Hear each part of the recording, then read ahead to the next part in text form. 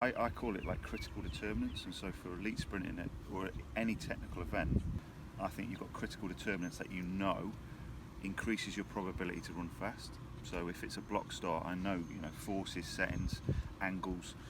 There's 3 or 4 critical things for each event that you've got to know, and I think the same with Paralympics. But then you have to say, okay, what do we do to optimise that variable, because we know the best people do these really well. Do we know the critical determinants in para sprinters? I don't think you do. I think there isn't any. I always describe it, if I get asked, it's n equals 1 as a sample, like n equals 1. You've got to look at the individual in front of you and say, I call them puzzles. So Johnny Peacock to me was a puzzle. We've looked at the start with David Prince, and we've tried a lot of different things.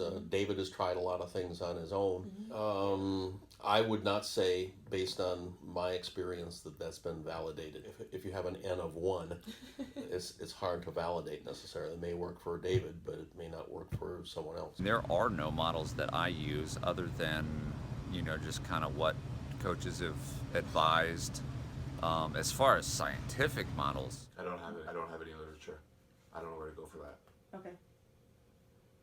Well, I don't have an answer for that. I know, That's but something think about I it. should go and learn. No, so it's all these questions that you mull around with the context that you've been given, but we do not have that full understanding. All the studies that's been published, it's like explorative. Get things out there, it's stimulating questions. That's how I see a lot of the studies, it's been stimulating questions. But is there true theoretical understanding?